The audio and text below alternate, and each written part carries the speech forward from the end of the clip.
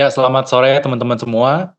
Welcome di Peluang Makro News. Kali ini kita ditemani sama saya, William, dan sama Bro Jason. Nah, kali ini kita ada topik yang cukup seru ya. Jadi, di mana kita tahu bahwa US dengan negara di Eropa, dunia Eropa, itu sedang bersih tegang, ya kan? Dan setelah itu muncullah narasi bahwa defense dan pertahanan dan juga military defense itu harus diperkuat lagi baik dari sisi Eropa maupun dari sisi Amerika. Nah, kali ini kita ada topik yaitu 500 billion US dollar injection incoming pada defense sector. Nah, mungkin sebelum saya masuk ke dalam topik saya, ini mungkin ada sebuah teaser-teaser sedikit ya, di mana kita tahu bahwa waktu US approach Greenland dan setelah itu Greenland Eropa agak sedikit ketar-ketir ya teman-teman semua ya. Dan di situ muncullah narasi-narasi bahwa harus menaikkan budget budget dari defense sector itu sendiri. Nah, apakah ini sebetulnya cuma gimmick dari Donald Trump? Apakah sebetulnya Donald Trump cuma menggertak saja? Karena kita tahu sekali lagi bahwa eh, US punya kepentingan untuk bisa ekspansi lagi ke AI sektor dan dia menjual barang-barang alutista yang notabene adalah keunggulan dari US itu sendiri. Nah, mungkin saya boleh share ke Bro Jason, kira-kira apakah yang akan terjadi ke depannya? Apakah US akan betul-betul menginvasi Greenland atau sebetulnya tidak? Ya, jadi ya ini menarik ya Bro William ya. Thank you buat teasernya dan pembukaannya soal defense sector. Jadi kalau teman-teman merangkum dari beberapa podcast kita sebelumnya, kita sempat ngomong bahwa ada tiga super cycle besar yang mungkin terjadi dalam 5 tahun ke depan sampai 2030. Kita sempat ngomong waktu itu masalah AI super cycle, ya kan. Dan selanjutnya kita sempat ngomong minggu lalu soal komoditi super cycle, salah satunya emas dan perak. Kita mungkin ada video podcast yang fokus ke beberapa komoditas itu. Nah, tapi menurut kita yang mungkin tidak terlihat kasat mata adalah sekarang nih saham-saham defense super cycle. Karena teman-teman bisa tahu seberapa Amerikanya sekarang sudah merusak tatanan global yang dulunya hanya ada satu Amerika dan Amerika menguasai tanda kutip organisasi semua negara melalui PBB, dan baru-baru ini Donald Trump keluar dari beberapa lembaga PBB dan mengarik budget, dan ada semacam konflik. Kita nggak tahu apa konfliknya buatan, hanya buat taktik negosiasi atau serius. Tapi satu hal yang pasti dari masalah Greenland ini, kita melihat banyak negara, bahkan aliansi Amerika dalam waktu seminggu ke belakang, teman-teman bisa lihat Kanada tiba-tiba langsung deal sama China terkait perjanjian dagang, UK juga melakukan hal yang sama, Perancis juga melakukan hal yang sama. Kita bisa lihat aliansi US pelan-pelan mengarah ke China. Dan kita nggak tahu apakah ini peperangan atau enggak. Cuman menurut saya ada satu skenario yang kita mesti bisa terima juga, bahwa mungkin saja sebenarnya US dan China dan Rusia ini tidak berantem secara head to head, tapi mereka sudah tanda kutip di belakang layar berkoordinasi bahwa akan ada perpindahan dari dunia yang dipimpin hanya oleh satu superpower menjadi dipimpin oleh beberapa superpower. Ini adalah sebuah ucapan yang pernah disampaikan oleh Perdana Menteri Singapura baru-baru ini. Jadi waktu itu dia bilang bahwa kita harus siap dari tahun depan bahwa akan ada pergeseran dari dunia yang dipimpin oleh satu superpower menjadi dunia yang dipimpin, bahasanya Lawrence Wong dari Perdana Menteri Singapura, adalah multipolar. Kita menuju ke arah dunia yang multipolar, di mana nanti akan ada blok-blok di setiap negara. Ya, mungkin ada blok ASEAN, Asia, Australia yang dipimpin China, ada blok Rusia dan Eropa yang dipimpin Putin, ada juga blok Amerika dari Kanada, mungkin sampai Amerika Latin, bahkan sampai Greenland. Nah, tapi satu hal yang pasti, semua narasi ini kalau digabung nih, Bro William, kita bisa melihat bahwa APBN terutama buat spending militer di seluruh negara itu akan meningkat pesat. Nah, salah satunya di Amerika, ya kan. Di Amerika sebenarnya kemarin itu sempat terjadi crash di saham-saham defense. Kalau boleh ingat, itu karena ada satu tweetnya Donald Trump, dia bilang bahwa Donald Trump akan melakukan executive order yang isinya adalah, pertama, perusahaan-perusahaan defense di Amerika tidak boleh melakukan buyback, tidak boleh melakukan pembagian dividen, dan juga gaji direksi di cap hanya sampai 5 juta USD. Kecuali sampai mereka melakukan research development dan inovasi produk terbaru. Ya kan, habis itu, habis melakukan nge-quit, langsung tanda kutip semua saham sektor sekarang jatuh di kisaran 7-8%. 2 jam kemudian muncul lagi tweet bahwa pemerintah Amerika juga akan meningkatkan budget defense sebesar menjadi 1,5 T. Nah, tapi di situ kan dibilang bahwa sebagian besar akan dibiayai oleh revenue tarif. Padahal revenue tarif mungkin kisarannya hanya 200 sampai 300 billion, masih ada bolong sekitar 400 billion, kurang dari mana selisih budgetnya nih ya.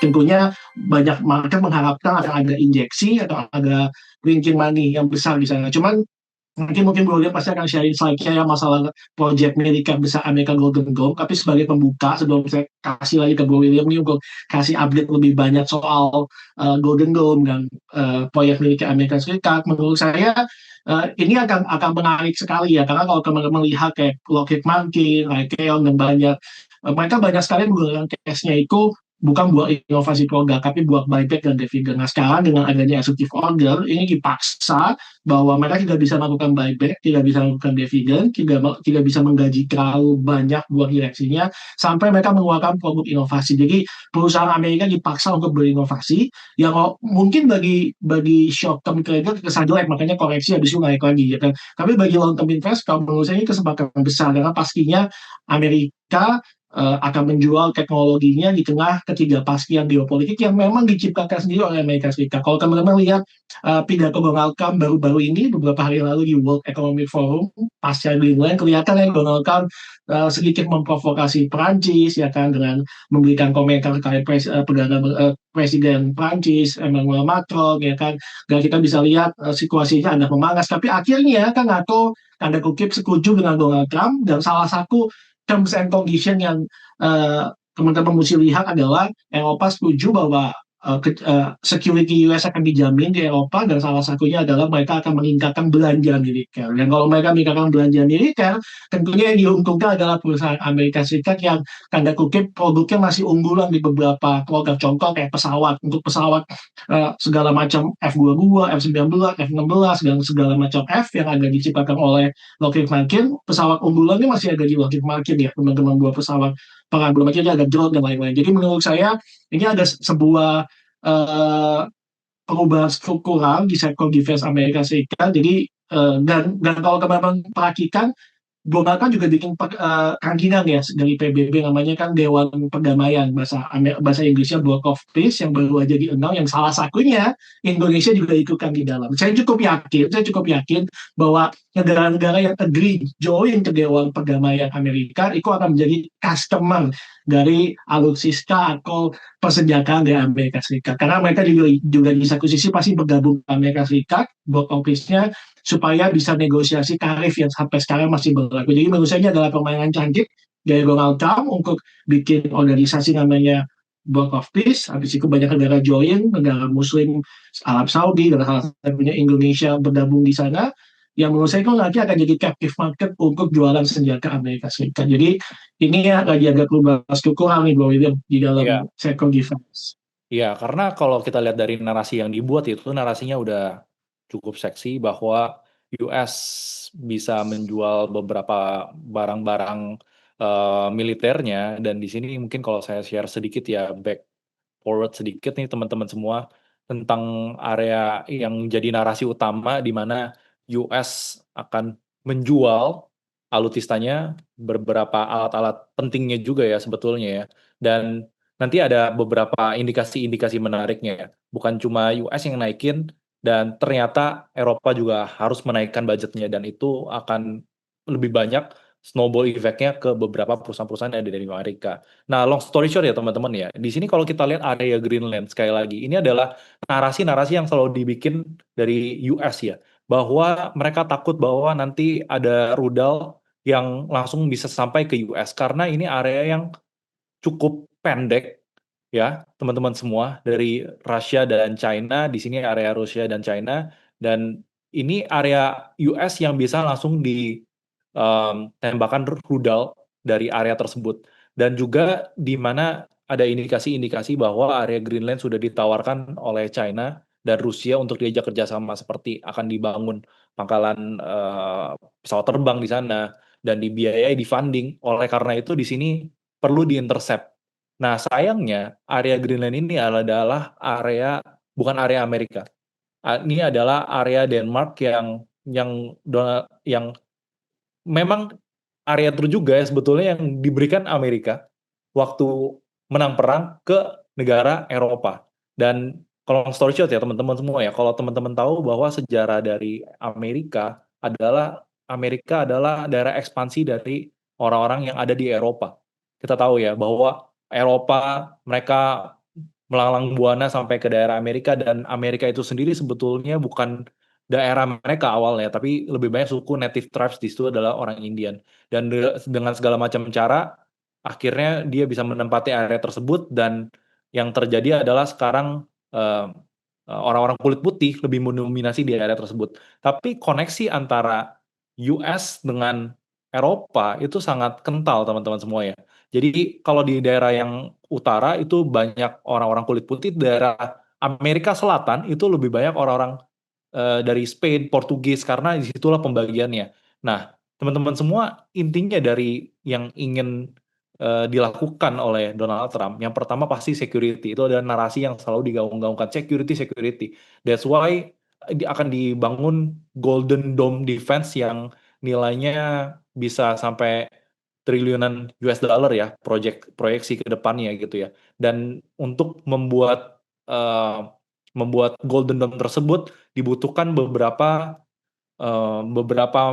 instansi ya, dan bukan cuma negara yang support, ada beberapa perusahaan yang harus disupport, dan juga pasti financingnya, karena tidak mungkin dengan ingin memprotek satu negara hanya dengan budget yang cukup kecil. Dan narasinya dibuat di minggu lalu lah ya, beberapa minggu lalu, adalah bisa menghemat area mereka dalam melakukan logistik. Dan yang terakhir adalah sebetulnya dibutuhkan, ya, narasi-narasi utama adalah rare earth, ya kan, alat AI tersebut dibutuhkan, rare earth ini dibutuhkan untuk supply AI, dan yang hari ini akan kita benar-benar fokus membahas adalah dari segi security-nya, dan yang akan impact ke aero defense. Nah, sekali lagi ya teman-teman semua ya, kalau area tersebut, Greenland tersebut, mungkin yang kita lihat dari GDP-nya setelah itu disubsidi 50% dari Denmark, dan juga di sini kita bisa lihat ya, di dalamnya ada mineral-mineral yang terkandung sampai triliunan US dollar, dan kalau itu dieksploitasi, US mungkin GDP-nya pasti akan growth luar biasa gitu ya teman-teman semua ya. Tapi di sini yang ingin dilakukan US, mereka butuh power, mereka butuh energi dan lain sebagainya. That's why itu adalah, menurut saya itu adalah sebuah narasi-narasi yang dibikin. Dan di sini seperti raw input, seperti ada uranium, rare earth, setelah itu hardware energy. Dan kita tahu ya bahwa untuk scale up AI itu dibutuhkan energi yang luar biasa. Dan energi yang luar biasa tersebut, digital cloud tersebut, nggak bisa didapatkan hanya dari physical ground saja, gitu ya teman-teman semua. Dan long story short, di sini kalau teman-teman lihat, idenya adalah misil-misil yang dari Rusia bisa diintercept saat akan beranjak ke US. Karena area tersebut adalah area yang possible untuk dilakukan penembakan misil ya teman-teman semua ya. Dan itu di area Greenland Putsik kalau nggak salah. Saya lupa, sedikit banyak saya lupa. Nah, untuk radar infrastrukturnya itu dibutuhkan Raytheon RTX. Dan untuk intercept aircraft-nya itu dibutuhkan LMT. Dan kalau teman-teman tahu area dari sekitar situ pasti dibutuhkan US aircraft ya teman-teman semua ya. Dan US aircraft tersebut nggak mungkin tanpa mungkin nggak mungkin tanpa ada pesawat jet tempur ya teman-teman semua ya. Dan itu pasti disuplai oleh LMT gitu ya. Dan di sini kalau kita lihat bagaimana bisa scale up ekonominya dan bisa menuju ke arah situ ya. Yang pertama pasti perusahaan tersebut harus punya cash flow yang cukup mumpuni nih teman-teman semua. Dan setelah itu kalau kita baca-baca lagi ya, jadi selain dari infrastruktur hardware, dibutuhkan juga sekarang sebetulnya AI integration ya. Jadi pesawat tanpa awak dan pesawat-pesawat drone tersebut itu harus bisa diakses dari jauh untuk mengurangi eh, involvement dari manusia, dan nggak terlalu banyak manusia yang bisa meninggal ya karena pertarungan tersebut ya. Dan setelah itu perusahaan-perusahaan tersebut harus punya regulatory mode di sini ya. Jadi perusahaan-perusahaan ini yang akan mensupport Project Golden Dome ini. Dan beberapa perusahaan yang utama adalah LMT, RTX. Dan tapi ya teman-teman semua ya, selain dari yang utamanya, dibutuhkan juga sebetulnya dari AI. Karena tadi saya sempat singgung juga bahwa untuk project ini yang akan difokuskan adalah banyak drone, ya kan teman-teman semua. Oleh karena itu dibutuhkan scale up di AI itu sendiri. Jadi ada beberapa perusahaan AI seperti Palantir, setelah itu ada juga beberapa perusahaan roket ya SpaceX itu sangat dibutuhkan juga untuk membangun infrastruktur tersebut. Nah, ini kalau kita bandingkan old guard, ini dibutuhkan manusia, dan setelah itu dibilang adalah Tom Cruise era, setelah itu dibutuhkan new guard. New guard tersebut adalah seperti pesawat tanpa tanpa awak ya. Jadi tidak dibutuhkan manusia, cuma dibutuhkan dari jauh saja, instruksi dari jauh. Dan di sini juga di area tersebut beberapa perusahaan yang mungkin akan involve ya di dalamnya seperti Rocket Lab, setelah itu SpaceX juga akan involve juga untuk infrastruktur pesawat tanpa awak tersebut. Nah, yang project-project yang digariskan ya, yang kita lihat dan kita mapping, yang pertama pasti adalah ada drone defense. Ini adalah Iron Beam untuk counter attack dari pesawat-pesawat dan drone yang mungkin dikirimkan dari negara lain seperti Rusia atau China.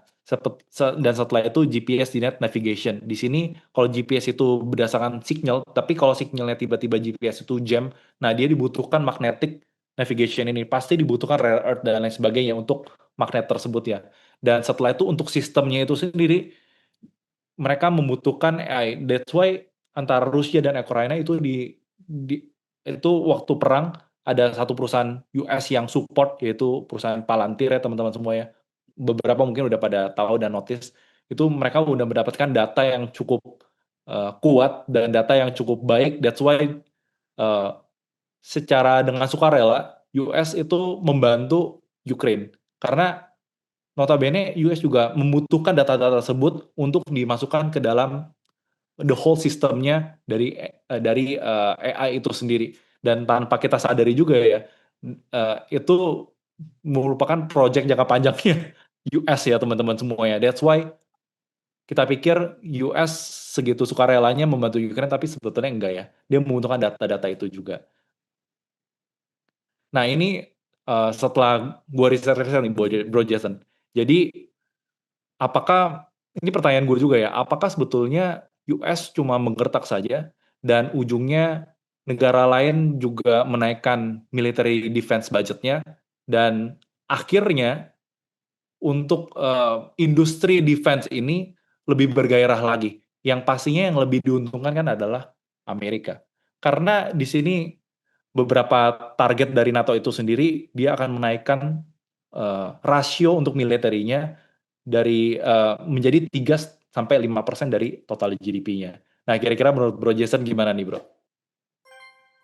Iya, jadi itu yang sempat tadi lo ngomong di awal ya bro ya, bahwa sebenarnya bisa jadi, karena kalau teman-teman baca bukunya Gongalkam Up of the Gear, dia selalu bilang kalau kita mau A, kita jangan pernah ngomong maunya kita di awal. Kita lakukan seolah-olah kita maunya B, padahal sebenarnya kita maunya A gitu kan. Jadi teknik negosiasi, kalau teman-teman ingat peperangannya Gongalkam sama China di perang dagang, ujungnya adalah China tidak jadi membatasi ekspor ke Amerika. Ya, dan ujungnya Amerika juga boleh membolehkan NVIDIA chip ke sana, yang seolah-olah akhirnya NVIDIA dijagain sama Trump, akhirnya dikasih, tapi akhirnya juga dalam perjalanan negosiasi akhirnya China juga membolehkan ekspor ke Amerika. Ini juga sama kan, Amerika bilang mau ambil Greenland secara terbuka dan ada panas antara aliansi Eropa dan Amerika, dan ujungnya yang Bro William sampaikan, Eropa setuju buat meriam Europe dan meningkatkan senjata yang pastinya tidak akan jauh dari belanja produknya Lockheed Martin dan banyak defense contractor di US. Nah, cuman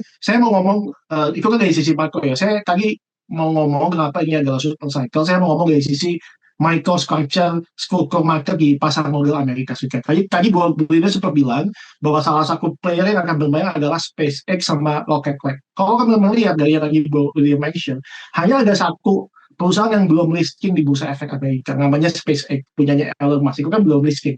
Kalau Tether sudah listing, ya itu ada di New Zealand, ada di Amerika, jadi Rocket sudah listing, dan sahamnya naik luar biasa. Karena saya ngikutin Rocketnya dari 4 tahun lalu, karena dia nomor 2-nya kan sekelas SpaceX. Nah, tapi SpaceX belum IPO nih, sampai hari ini. Memang sudah ada beberapa account valuation-nya tinggi sekali angkanya, ya kan, dan juga Elon Musk diperkirakan kekayaannya bisa naik sampai berapa triliun US dollar ke depannya. Nah, cuman menurut saya kenapa ini menarik, kalau kita lihat dari sisi makro, kita tahu ada tambahan budget sekitar 600 billion USD dari pemerintah AS, dari 900 billion sekarang menjadi 1,5 triliun USD, itu dari pemerintah aja ya, belum lagi dari pembelian Eropa dan lain-lain yang mungkin akan masuk ke revenue-nya Lockheed Martin. Tapi setidaknya dari Amerika saja sudah ada kenaikan budget hampir 2 kali lipat, ya kan, dan tentunya akan dibayari sama cetak duit atau cetak surat hutang, yang mana bentar lagi juga The Fed akan diganti. Itu kan pertama dari sisi makro. Dari sisi mikro, semua perusahaan defense hanya dasarnya belum IPO, tapi menurut saya kalau sampai SpaceX IPO, itu IPO-nya akan jumbo sekali. Skalanya seperti waktu itu kayak Aramco IPO, Arab Saudi IPO kan Aramco-nya, artinya semua saham ikutan naik, semua saham minyak, karena Aramco-nya begitu besar, sehingga satu sektor kakak valuasinya. Kurang lebih saya melihat skenario yang sama di defense sector. Nanti akhirnya SpaceX IPO dengan valuasi yang super duper jumbo, dan semua peersnya kan ada Rocket Lab, ada Lockheed Martin, ada Raytheon, mungkin Palantir juga ikutan di sana karena AI-nya dari Palantir. Ikutan naik defense sector, valuasinya kan ada SpaceX yang angkat valuasinya tinggi, karena SpaceX benar-benar monopoli space infrastructure, dan dia juga punya kedekatan dengan Donald Trump, dan hampir sebagian besar kontrak US defense buat space yang punya ke Elon Musk. Dan ini belum IPO. Jadi menurut saya, kalau kita beli sekarang saham defense sector, setidaknya ada 2 katalis pendukung dalam jangka panjang. Pertama, dari sektor makro, perusahaan dipaksa inovasi, tidak boleh bagi dividen, tidak boleh buyback, tidak boleh bayar direksi di atas 5 juta USD sampai research and development selesai. Itu jangka panjang ya. Dari sisi mikro, katalis, ya kalau di saham Indonesia mungkin kita beli saham karena expect masuk MSCI. Nah, kurang lebih narasinya sama, tapi kita bedanya, kita beli saham-saham defense contractor karena kita punya keyakinan dalam 2 tahun ke depan SpaceX-nya IPO, sehingga mengangkat valuasi defense sector overall, sehingga semuanya naik karena ada kapal besar yang namanya SpaceX yang IPO-nya jumbo. Jadi itu bro dari saya kira-kira. Ya, menarik sekali ya. Jadi memang secara kesatuan bahwa nggak cuma satu satu atau beberapa saham aja yang naik, tapi ada beberapa saham-saham lainnya dalam satu sektor yang pastinya Ya, akan kekerek naik juga gitu, karena baik. dengan adanya satu kebijakan yang cukup masif ini ya, Bro Jason ya. Ya, jadi Betul. gue juga sebenarnya ingat ya dari beberapa executive order yang dilakukan oleh eh, Presiden US. Jadi tujuannya, ujungnya adalah untuk ekonomi US. Kayak beberapa OBBA dan lain sebagainya, ujungnya adalah buat ekonomi US. Jadi ini ada satu pertanyaan yang menarik ya dari Anonymous nih. Kalau kita lihat kondisi geopolitik yang semakin memanas, apakah mungkin resesi besar akan datang? Dan hutang US-nya semakin besar, dan isu gold repricing terjadi seperti skenario 1934 akan terjadi. Plus ada QE besar yang mengikuti. Apakah narasi yang beredar seperti ini di internet ini cukup masuk di akal?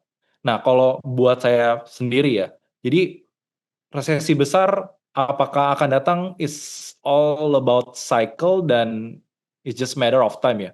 Resesi itu adalah cycle dalam ekonomi. Jadi kita perlu mempersiapkan diri memang, tapi kalau kita bisa lihat sekali lagi, yang diuntungkan dari kondisi sekarang sebetulnya US. Contohnya, dari geopolitik yang memanas US dan Venezuela, kita pikir ini adalah the end of everything. Tapi sebetulnya kalau kita teliti balik ya, yang lebih diuntungkan adalah US-nya dibandingkan negara-negara lainnya gitu ya teman-teman semua ya. Jadi uangnya sebetulnya ngepull juga ke US gitu. Jadi kalau kita lihat apakah US akan collapsing, dan yang kedua adalah isu yang Greenland ini ya teman-teman semua ya. Jadi saya rasa US ujungnya adalah dia pengen dagang.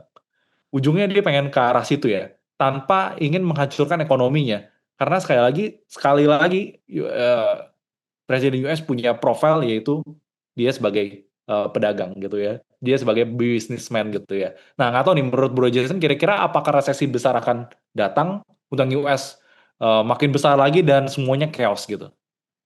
Iya, kalau saya punya view, selama utang US itu besar, ya kan, justru market itu punya kepentingan buat terus naik, terutama di saham komoditas yang dipimpin oleh emas, ya kan, karena sampai saat ini ada satu senjata yang belum dipakai dan dikuasai oleh Amerika Serikat, itu revaluasi emas. Mungkin teman-teman juga dengar katanya kalau Amerika Serikat melakukan revaluasi emas, utangnya bisa lunas. Nah, sampai sekarang belum dilakukan, kartu itu belum dikeluarkan oleh Donald Trump sampai hari ini, dan harga emas masih terus naik, ya kan.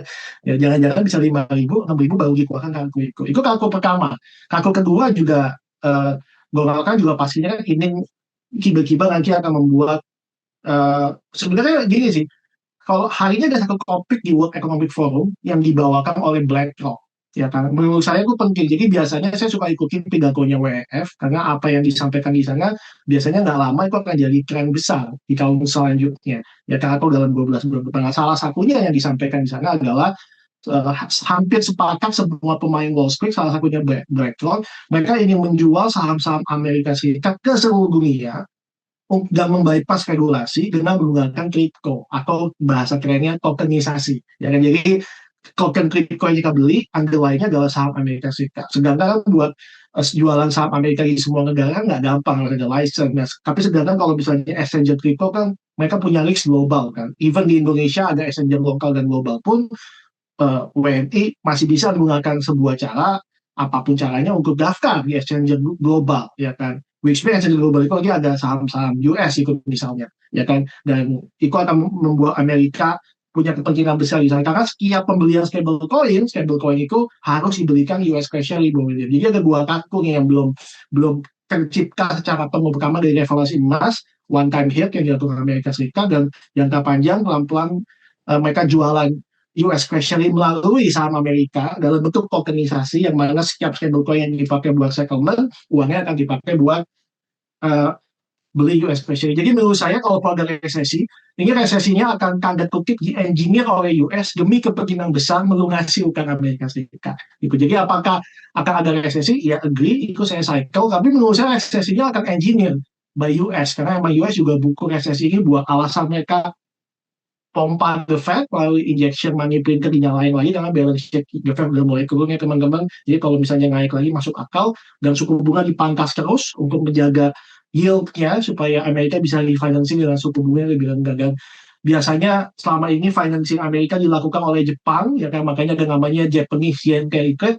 Tapi sekarang pintunya udah mulai tertutup kan, karena Japanese yield-nya naik luar biasa dan GDP-nya Jepang sudah 20% ke atas. Jadi menurut saya ini sekarang waktunya US yang nyalain pompa likuiditas. Jadi ya menurut saya menarik sih beberapa tahun depan, tapi masalah resesi atau enggak, menurut saya itu hal yang agak sulit diprediksi kapan pastinya, dan agak nggak bijak juga kalau kita takut resesi dan kita benar-benar nggak trading sama sekali. Lebih baik kita memitigasi resiko dengan cara kita kan tahu bahwa tren resesi, tren geopolitik akan ada satu aset yang pasti clear winner. Even perang dunia ketiga, kan kalau teman-teman belajar sejarah perang dunia satu dua tiga, ada satu sektor yang jalan sendiri kan, itu sektor komoditas, ya kan, sektor defense. Nah, jadi ya kita bisa fokuskan pokok kita di sana aja. Jadi in case terjadi resesi, setidaknya peluang kita kalah menjadi lebih kecil karena kita fokus di saham yang memang secara selama sejarah Perang Dunia Satu, Perang Dunia Dua, atau even Perang Dunia Tiga, sekornya selalu bergerak sendiri, melawan arah market. Itu. Iya, Itu pesan dari saya, Bro. Dan iya, pas nih waktunya udah mau habis. Ya kan? iya. Ya, dan intinya selalu ada peluang kalau kita mencari itu ya teman-teman semua ya. Jadi peluang tuh selalu ada di mana-mana, di sektor manapun ya. Kayak waktu Perang Dunia Pertama dan Kedua, mereka yang mensupport untuk senjata perang, mereka yang mensupport di steel-nya, itu naiknya gila-gilaan juga gitu. Jadi selalu ada sektor yang diuntungkan dari kondisi market apapun ya. Karena uang yang beredar di dunia ini nggak semakin sedikit, intinya seperti itu. Nah, mungkin ini pertanyaan terakhir ya, karena mengingat waktu juga ya. Jadi untuk saham-saham US yang bagus untuk industri pertahanan, dan setelah itu selain Palantir, apalagi yang boleh kita perhatikan untuk geopolitical tension ini? Ya, kalau saham-saham US top pekanal tadi kita udah mention ya teman-teman, Lockheed Martin, LMT paginya ada di peluang, ya kan, Raytheon itu juga hardware-nya, untuk software-nya ada Palantir, ya kan. Nah, terus mungkin nanti yang salah satu yang pasti derivatif dari sektor pertahanan tentunya kan buku banyak metal dan komoditas. Jadi ya sebenarnya komoditi super cycle ini adalah align sama defense super cycle. Ini dua sektor yang menurut saya akan berjalan beriringan. Jadi ya kalau mau defense ya fokusnya sama nama besar yang tadi kita sebutin sih. Lockheed Martin, Raytheon, sama Palantir. Tapi kalau mau beli infrastruktur pendukungnya, tentunya beli komoditasnya. Karena kan semua produksi senjata komoditasnya besar sekali kayak copper, teman-teman bisa pakai proxy namanya Freeport, ya kan, atau SCCO, ya kan. Terus ada juga satu saham namanya WMP. WMP-nya adalah gabungan gabungan beberapa metal, ada emas, silver, platinum, dan palladium di dalamnya. Jadi ya teman-teman bisa consider komoditasnya sebagai pendukung dari sektor pertahanan atau langsung ke pertahanannya, yaitu Lockheed Martin, Raytheon, dan Palantir. Mungkin itu aja Bu William. Iya, kayak seperti yang tadi saya sampaikan juga ya, jadi ada backbone-nya dari pertahanan itu sendiri yang udah beberapa kali kita sebutkan, LMT, Raytheon, dan memang dari segi, defense itu sendiri mereka kan akan evolve, bukan human lagi, tapi mereka berfokus sama drone. That's why AI involvement di situ akan kuat sekali, harus ada AI di dalamnya, dan ya yang pasti, AI infrastructure itu harus dibangun dan AI data center itu akan harus dan wajib untuk dibangun untuk, military defense ini gitu ya teman-teman semua. Jadi kalau kita lihat apakah data center juga menarik, data center dan perusahaan-perusahaan tersebut masih cukup menarik dan mereka harus scale up, kalau enggak AI-nya nggak akan cukup kuat untuk melakukan learning sih ya teman-teman semua. Nah, kira-kira itu aja dari kita, dari saya sama dan Bro Jason. Semoga teman-teman semua dapat insight di makro news kita kali ini dan sampai jumpa di makro news berikutnya. Thank Ini Pak. Terima kasih semuanya. Happy Jualan. you, Cuan.